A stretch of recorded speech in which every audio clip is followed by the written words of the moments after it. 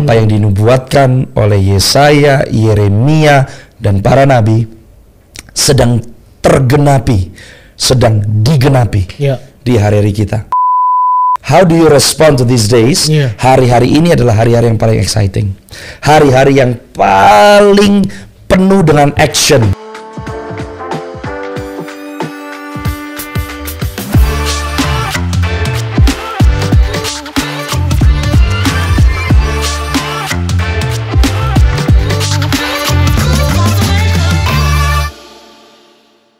Halo semuanya, kembali lagi di program kita Today's Message Podcast bersama dengan saya Hosea Claudio, dan kita akan kembali ngobrol dengan narasumber tentunya yang seru banget dalam episode kali ini, yaitu Pastor Michael Wijaya. Hai Pastor Michael. How are you, Hosea? Thank you for having me again. Wow, thank you juga udah kasih kesempatan waktunya bisa ngobrol dan sharing di Today's Message Podcast. It's always a privilege, always. Wow. Thank you. Thank you Pastor. Nah, hari ini kita mau ngobrol tentang Generation in the End Times. Wow. Karena kalau yang kemarin Apostolic Generation ya. Nah yang kali ini kita mau bicara tentang bagaimana generasi itu seharusnya ya di dalam hari-hari terakhir ini. Karena it's not easy ya sebenarnya buat generasi di masa gini untuk hidup dalam polanya Tuhan gitu kan. Karena terlalu banyak noise gitu loh yang kita bisa dengar dari sosmed, dari film dan sebagainya gitu. By the way, kita mau ada conference, RJLM conference di tahun depan. Nah kita mau bahas tentang voice over the noise ya. Nanti salah satu pembicara adalah Pastor Michael Wijaya, dan nanti Anda bisa lihat di website ataupun di Instagram dari RJLM. Nah, pertanyaannya gini sekarang Pastor. Pastor yakin gak sih? Ya, you kan as a servant of God, as a pastor gitu. Yakin gak sih bahwa saat ini tuh benar-benar hari yang terakhir sebelum kedatangan Tuhan? Karena kan banyak tafsiran, pengertian tentang akhir zaman gitu kan ya. Nah, kalau in your opinion gimana? Mungkin dengan pengalaman bersama dengan Tuhan. Sangat amat teramat yakin bahwa kita semakin mendekati kepada hari kedatangan Tuhan Yesus. Karena yang kita harus tahu begini, Tuhan bilang, pemazmur Daud bilang, lebih baik 1 hari di pelataranmu daripada 1000 hari di tempat lain. That's right. That's already a comparison bahwa timingnya Tuhan dengan timingnya kita tuh berbeda. Timing di dalam kerajaan Allah dan timing kita di bumi itu berbeda. Jadi seringkali orang berkata kapan. Ya, you cannot look at your timing. Orang yang seringkali berkata seperti itu ya karena frustrasi dengan keadaannya, nggak sabar kapan Tuhan datang, ada di dalam panic mode, lagi takut keadaan dunia yang tidak menentu. Tapi Tuhan nggak bergerak karena ketakutan kita. Timing Tuhan tidak ditentukan oleh karena ketidaknyamanan kita. Tuhan sudah tahu kapan waktunya dia harus kembali. Tapi kenapa saya bisa bilang saya yakin sekali bahwa kita semakin mendekati? Simple, lihat bangsa Israel. Semenjak 1948 tidak ada bangsa di atas muka bumi ini yang namanya Israel, di Timur Tengah. Tapi hari ini bangsa Israel sudah berdiri. Apa yang dinubuatkan oleh Yesaya, Yeremia, dan para nabi sedang tergenapi, sedang digenapi di hari-hari kita. Jadi kalau melihat adanya bangsa Israel, saya terlalu yakin kita ada di hari-hari terakhir menjelang kedatangan Kristus. Wow. Kalau memang you yakin ya bahwa ini adalah the end times, hari-hari yang terakhir, bagaimana pastor sendiri memaknai masa-masa terakhir ini? Mungkin dalam pelayanan, dalam keluarga dan sebagainya. Gimana? Good question. Mungkin ada orang yang berkata, buat saya Israel itu adalah bukti yang paling jelas yang menunjukkan timing. Ya. Karena kalau kita mau lihat konteks nubuatan Tuhan Yesus bahkan di Injil, it's irrelevant kalau bangsa Israel nggak ada. But because the nation of Israel presently itu ada, itu menyatakan bahwa yang dinubuatkan oleh Tuhan Yesus itu sedang terjadi, ada yang sudah terjadi dan akan terjadi. Tapi lebih daripada itu, melihat keadaan cuaca alam, deru perang yang sekarang ada di Ukraina dan Rusia di Timur Tengah, it's showing the signs, and semakin mendekat. Now, menjawab pertanyaan Hosea yang berikutnya, adalah kalau kita percaya, kalau saya pribadi percaya bahwa ini adalah hari-hari terakhir menyongsong kedatangan Tuhan Yesus. How do you respond to these days? Hari-hari ini adalah hari-hari yang paling exciting. Hari-hari yang paling penuh dengan action, kalau saya mau bilang. Wow, kenapa? Keadaan dunia akan semakin buruk. Yesaya 60 menubuatkan demikian. Tapi Tuhan berkata di tengah-tengah kegelapan yang sedang menutupi bangsa-bangsa, Tuhan berkata bahwa terang Tuhan terbit atasmu. So kalau saya mau lihat, ini kita lagi menunggu nih kedatangan Kristus, hari-hari terakhir nih. Untuk orang dunia, keadaan yang mencekam. Untuk anak-anak Tuhan, hari-hari yang paling bersejarah, hari-hari yang paling exciting, hari-hari di mana kita akan melihat semua penggenapan janji-janji Tuhan, hari-hari di mana dunia akan melihat kemuliaan Tuhan yang belum pernah dilihat sebelumnya. Belum pernah. Sebab Tuhan berjanji di kitab Yoel, sebelum hari Tuhan yang dahsyat itu, barang siapa berseru kepada nama Tuhan akan diselamatkan. Tuhan berjanji pencurahan Roh Kudus yang belum pernah terjadi, manifestasi kuasa kemuliaan Tuhan yang belum pernah dialami sebelumnya. So kita akan melihat banyak orang di tengah-tengah kekelaman akan melihat kebaikan Tuhan, merasakan kasih Tuhan, dan melihat intervensi supranatural Tuhan. We're living our best days. So, we are privileged. Kita sebenarnya sangat privilege ya. Kita diberikan satu hak istimewa untuk hidup di masa ini. Nah, saya jadi tiba-tiba keinget your sermon di salah satu YouTube yang di Amerika, bahwa you said bahwa kita ini bahkan istilahnya apa yang dialami oleh pendahulu-pendahulu kita, ya tokoh-tokoh iman, kita akan mengalami jauh lebih besar daripada besar. Bener ya? Betul. Dan itu tertulis di kitab Ibrani. Bahwa kita dikelilingi oleh banyak saksi. Menanti kita nih. Mereka menanti kita. Karena kita akan menjadi generasi penyelesai. The finishing generation. Yang tidak diselesaikan Musa, kita selesaikan. Yang tidak diselesaikan oleh bangsa Israel di kitab Yosua, kita yang selesaikan. Yang tidak diselesaikan oleh Elia, kita yang selesaikan. Itu gimana Pastor secara nangkepnya dari mana ya? Karena Kristus Yesus yang mati di atas kayu salib, kepenuhan Allah yang menjadi manusia, memberikan akses kepada kita. Kalau kita ditebus dan diselamatkan hanya untuk ada di starting line, nggak ada yang keren. Tapi kemenangan kita di dalam Kristus bukan hanya membawa kita to the starting line, tapi membawa kita untuk menyelesaikan apa yang gagal oleh karena dosa. Itu kuasa kebangkitan Kristus. Itu kuasa kemenangan di dalam Kristus. Keselamatan kita di dalam Tuhan untuk hanya masuk surga itu biasa. Tapi Tuhan memberikan kita kesempatan untuk menjadi yang terbaik, untuk kita hidup menjadi apa yang Tuhan sebetulnya kehendaki waktu Dia ciptakan Adam. To have dominion, memerintah, to rule and reign a victorious life. Makanya Yesus berani bilang, aku datang memberi hidup dan hidup yang berkelimpahan. Jadi berarti kalau gitu kita harus lebih istilahnya tadi kan you bilang bahwa apa yang mereka sudah mulai kita selesaikan. Bagaimana kita bisa selaras gitu loh Pastor dengan artinya gini, para pendahulu-pendahulu itu kan mereka pasti selaras Tuhan maunya, mereka bisa nangkep dan mereka jalanin itu. Bagaimana misalnya tadi apa yang sudah dimulai oleh Musa diselesaikan di masa ini? Saya kasih example deh. Banyak orang Israel yang keluar dari Mesir, mereka nggak masuk ke tanah perjanjian. Betul. Banyak generasi dari keluarga-keluarga yang terputus. Kita ngelihat Eli gagal. Anak-anaknya Hofni dan Phineas gagal. Samuel gagal.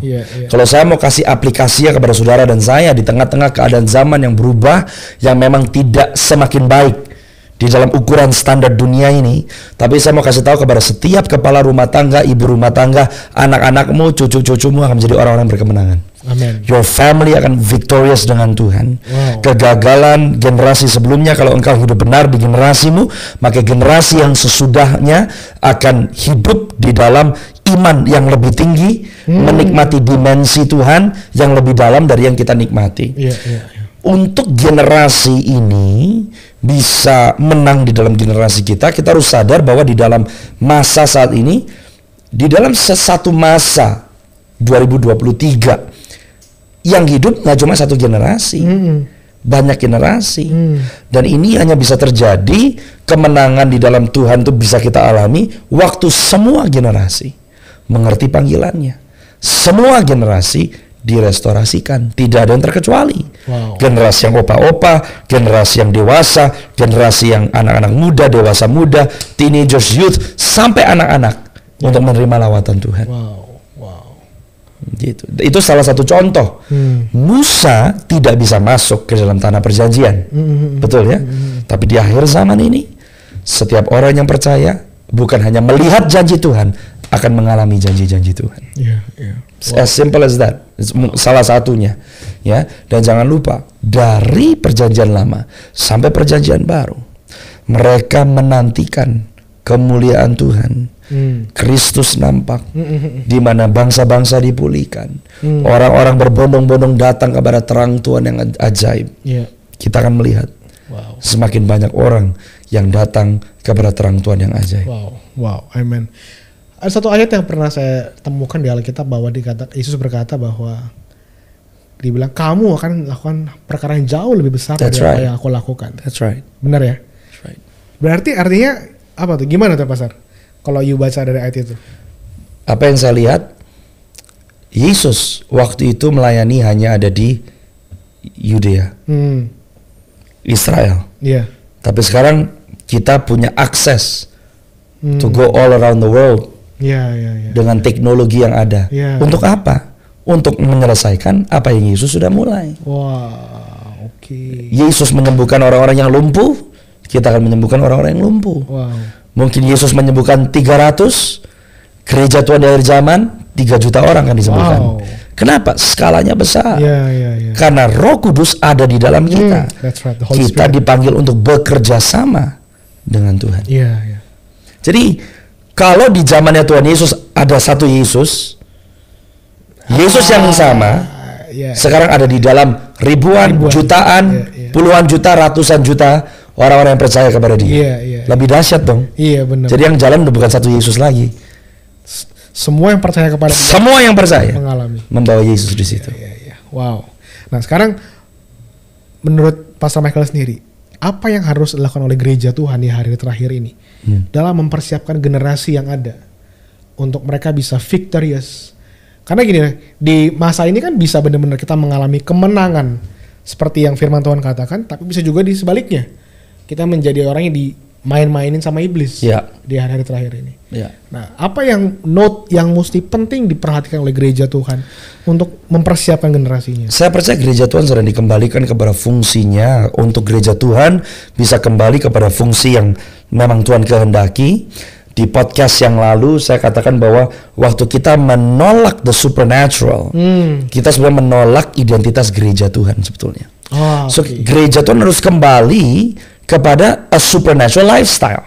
Mission kita apa? Bukan memperbesar gedung, memperbanyak program, memperbanyak masa, tapi untuk pergi memberitakan berita keselamatan dengan mendemonstrasikan kasih dan kuasa Allah, melihat hidup orang yang terbelenggu dilepaskan, yang sakit disembuhkan, melihat hidup orang-orang yang di dalam keterpurukan dipulihkan, dan gereja Tuhan yang sudah ada di dalam kerajaannya, dan Tuhan mulai singkapkan orang-orang yang mulai beroperasi dalam karunia-karunia Roh Kudus, mulai mengoperasikan karunia-karunia Roh Kudus tersebut di dalam spheres of influence mereka, di dalam keluarga mereka, komunitas mereka, dan pemimpin-pemimpin gereja. Pemimpin-pemimpin gereja yang menjadi pemimpin gereja bukan karena karir, bukan hanya karena sekolah teologi, tapi karena memiliki visi, menangkap isi hati Tuhan, memang ada panggilan dari Tuhan, diperlengkapi dengan jawatan dan karunia, mulai melakukan tugasnya, memperlengkapi orang-orang kudus untuk berjalan di dalam identitas mereka. Itu yang harus gereja lakukan. Oleh sebab itu, gereja yang sungguh-sungguh menghidupi fungsinya tidak hanya puas melihat gerejanya secara keseluruhan diberkati, tapi kehidupan masing-masing orang yang terlibat di dalam gereja tersebut harus diberkati. Iya, Kesuksesan sebuah gereja dilihat berapa banyak dari anak-anak mudanya yang pernikahannya berhasil. Betul. Berapa banyak dari sekolahnya yang berhasil. Iya, berapa banyak dari pekerjaannya yang berhasil. Berapa banyak dari pelayanannya yang berhasil dan excellent. Karena waktu orang-orangnya berhasil, maka gerejanya berhasil. Tapi kalau gerejanya berhasil oleh karena jumlah fasilitas dan segala macam, itu semua penting. Iya. Sebab kalau ada kualitas pasti ada kuantitas. Betul. Jumlah pasti bertambah. Betul. Fasilitas diperlukan. Untuk mengakomodasi fasilitas diperlukan sebagai sarana untuk bisa secara lahiriah melaksanakan apa yang kita mau capai secara spiritual. Yeah. So kita butuh fasilitas dong. Yeah. Tapi kalau fasilitasnya ada, jiwa-jiwanya semakin banyak, tapi orang-orangnya adalah orang-orang needy people yang dilayani terus, anak kecil terus, nggak bisa berbuat apa-apa terus. Yeah. That's not the church. Yeah. Itu bukan gereja yang berkemenangan. Yeah. Oleh sebab itu yang harus kita lihat adalah bobotnya dulu, nilainya, benih yang ada di dalamnya seperti apa. Benihnya, that's right. Benihnya harus dilihat, gitu ya kan?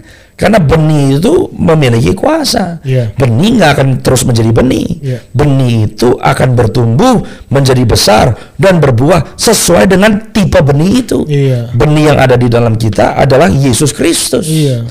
Betul? Berarti benih yang pecah mati bertumbuh harus menyatakan kuasa kemuliaan dan kebesaran Tuhan. Iya. Kalau kita bilang bahwa benih yang kita bawa adalah Kristus. Iya. Oke. Apakah ada kaitannya juga nggak dengan, karena tadi sebelum kita podcast juga sempat ngobrol tentang mentoring, tentang fathering gitu ya. Apakah ada hubungannya nggak bagaimana para gembala-gembala ini mempersiapkan juga the next leader dengan benih atau dengan urapan yang Tuhan sudah berikan kepada setiap gembala itu? Sangat perlu. Bagaimana, Pastor? Sangat perlu. Karena kalau kita ngomong tentang generasi, kita ngomong tentang hubungan. Generasi bisa muncul karena dilahirkan dari generasi yang sebelumnya. Betul. Bukan dibuat, bukan dibentuk, tapi dilahirkan. Betul. Kalau dilahirkan berarti ada hubungan keluarga, hubungan pembapaan. Iya. Ya sih. Oleh sebab itu penting. Nah, kita harus tahu bahwa untuk masing-masing gereja mungkin berbeda tergantung size gerejanya. Iya. Ada yang jemaatnya 3.000, ada yang jemaatnya 300. Approach 3.000 orang dengan 300 orang beda. Tentu saja berbeda. Betul. Kekuatan masing-masing gereja boleh berbeda. Iya. Tapi asas-asas pokok sebuah gereja lokal, gembala punya fungsinya, guru punya fungsinya, penginjil punya fungsinya, rasul dan nabi punya fungsinya. Iya. Makanya gereja Tuhan yang sehat harus punya 5-5-nya.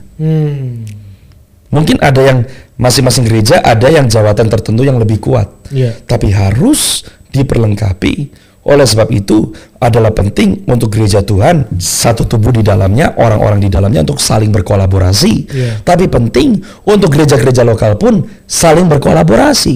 Dan saya percaya ini yang sedang Tuhan lakukan di akhir zaman ini. Yeah. Di mana kita tidak lagi menjunjung tinggi hanya sebuah brand atau merek atau nama, tapi the vision of the church yang ditulis oleh siapa? Yesus Kristus sendiri. Iya, betul. Di dalam firman-Nya. Betul. Jadi mentoring itu perlu.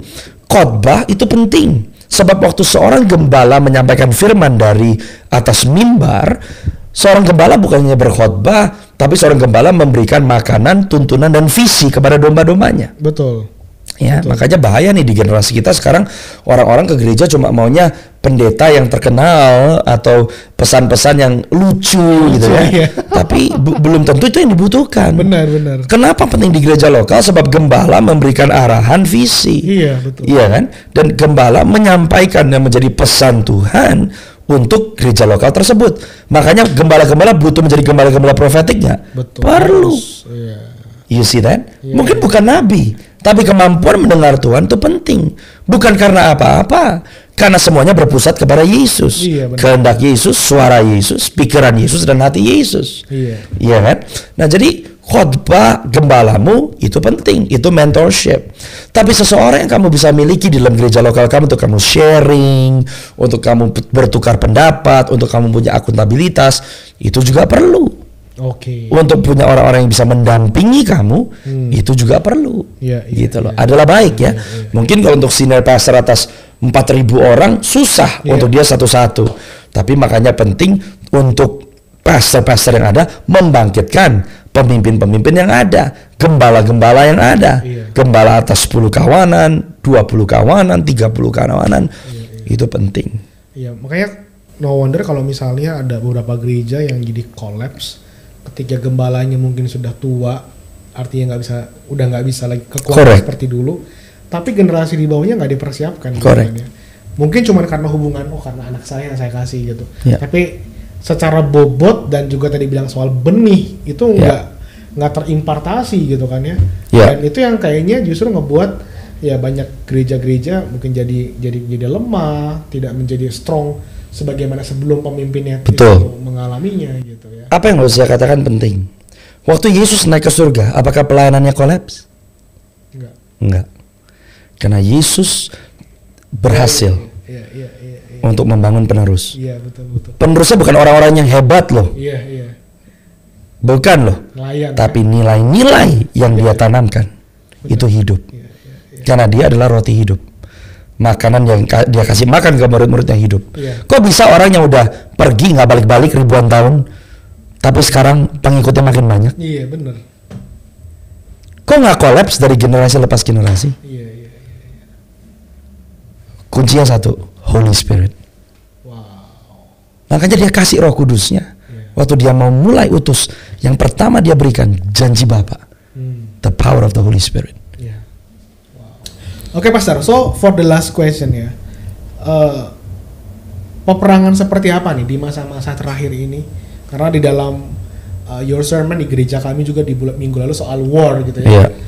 Peperangan seperti apa nih yang akan terjadi di masa-masa terakhir ini, dan bagaimana persiapan yang harus kita mulai lakukan nih sebagai gereja Tuhan untuk kita bisa menang dan apalagi membawa generasi yang ada ini untuk hidup di dalam tadi yang kemenangan dan apa yang Tuhan sudah janjikan itu di dalam Alkitab. Kalau yang mungkin saya bisa bahas sekarang, menurut saya peperangan apa di tengah-tengah dunia digital, di era digital ini adalah peperangan informasi. Sebab informasi yang kita terima menentukan siapa kita jadinya. Informasi yang kita terima membangun dalamnya kita. Informasi yang kita terima menentukan apa yang kita percayai. Informasi yang kita terima menentukan apa yang kita sampaikan. Saya sampaikan di khotbah hari Minggu waktu saya di Gereja Kemuliaan Sion, bahwa kembali ke Yohanes 15 ayat 15, Tuhan berkata bahwa aku tidak menyebut kamu lagi hamba, tetapi sahabat, oleh karena apa yang aku dengar dari Bapa aku sampaikan kepadamu. Identitas sahabat dibentuk oleh karena informasi yang diterima sama orang tersebut. Jadi peperangan apa yang kita sedang hadapi? Gereja Tuhan harus fasih akan firman. Oleh sebab itu kenapa gereja Tuhan harus bergerak di dalam dimensi profetik. Kita tidak hanya bisa menyampaikan firman secara lahiriah atau dimengerti oleh pikiran manusia dan logika atau bahkan sejarah, tapi firman harus disampaikan oleh karena penafsiran pewahyuan yang datang dari Roh Kudus. Karena pewahyuan tersebut melepaskan kuasa. Kalau kita salah ekstrak informasi dari firman, maka cara hidup kita salah.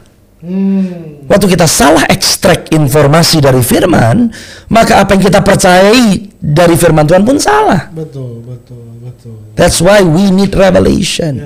Karena revelation merubah. Revelation memberikan kekuatan, revelation memberikan dorongan, revelation memberikan gairah. Revelation gak hanya bicara kepada akal, logika atau nalar pikiran kita, tapi revelation bicara kepada our spirit man. So the battle is with information. Dan saya gak ngomong tentang informasi di luar, boro-boro. Kalau ada orang Kristen masih belak-belakan, saya di podcast ini masih pro dengan hal-hal yang melegalisir atau mendukung LGBT, itu we are not supposed even to be talking about that anymore. Tapi kalau kita nggak tahu bagaimana mengasihi orang-orang yang ada di dalam lifestyle ini, kita juga ada di dalam posisi yang salah.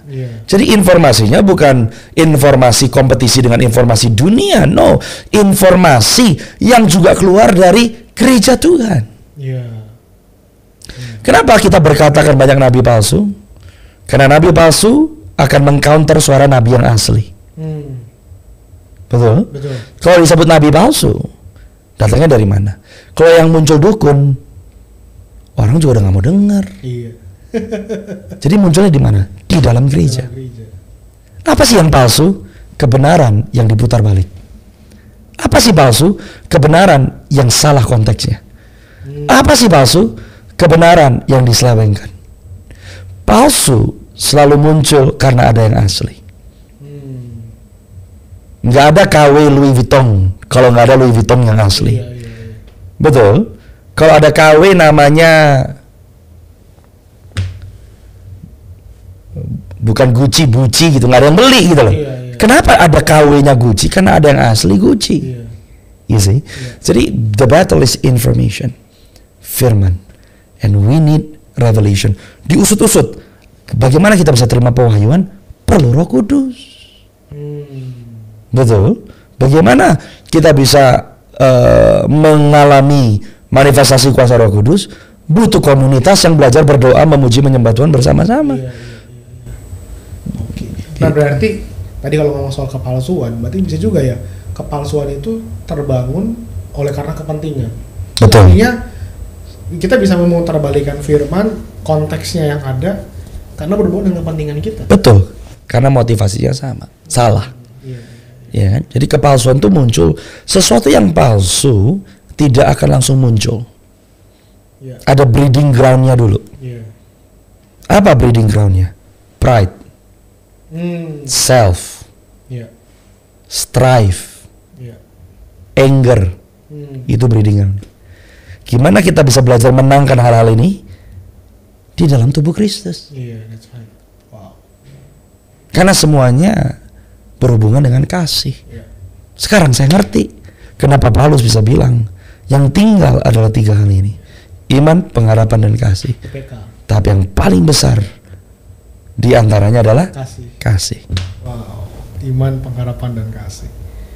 Betul sih. Jadi ini kita harus bangkitkan di hari terakhir ini. Itu tugas tanggung jawab gereja Tuhan. Kalau ngerti ini, tanggung jawab melayani di gereja, apakah hanya punyanya pastors? No. Semua orang percaya. Tanggung jawab untuk menginjil, semua orang percaya. Tanggung jawab untuk mengajar, semua orang percaya.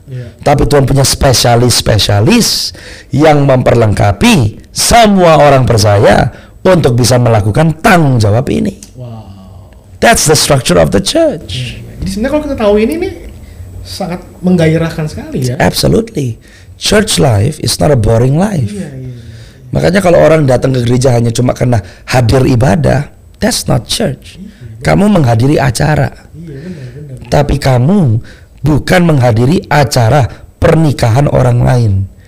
Beda sama tamu undangan sama keluarga. Di dalam tubuh Kristus kamu bukan tamu, kamu keluarga. Keluarga yang diundang dalam. Correct. Dan kita sedang dipersiapkan untuk pesta yang paling besar, pesta perjamuan kawin anak domba. Kalau sekarang kita nggak bisa jadi keluarga, maka di pesta itu kita bukan partisipasi, kita tidak berpartisipasi. Makanya kalau cuma hadir ke gereja, mentalitas kita cuma bertamu, mau sampai kapanpun tidak pernah bisa bertumbuh. Betul. Apalagi kayak ular ya.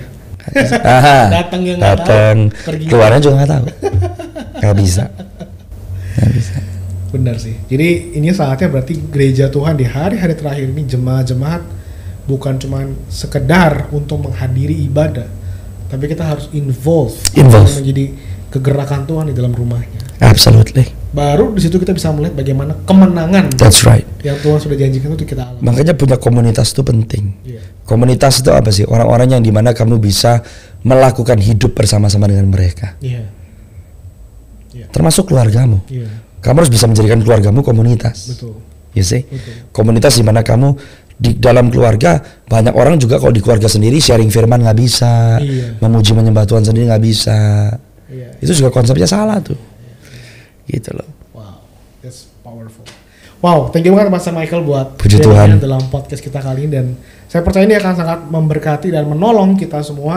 Amen. Untuk kita bisa bangkit sebagai generasi yang Tuhan persiapkan Amen. di hari-hari terakhir ini. Dan jangan lupa bahwa generasi di masa-masa ini adalah masa yang sangat menggairahkan. Amen. Karena Tuhan akan bekerja dengan semakin dahsyat. We are the best Dan days. saya percaya Anda diberkati melalui podcast ini. Jangan lupa untuk bisa klik subscribe dan tombol loncengnya sehingga Anda bisa mendapatkan notifikasi untuk setiap episode terbaru dari Today's Message Podcast. Akhir kata, saya Osa Claudio pamit undur diri. Sampai jumpa minggu depan. Tuhan Yesus memberkati.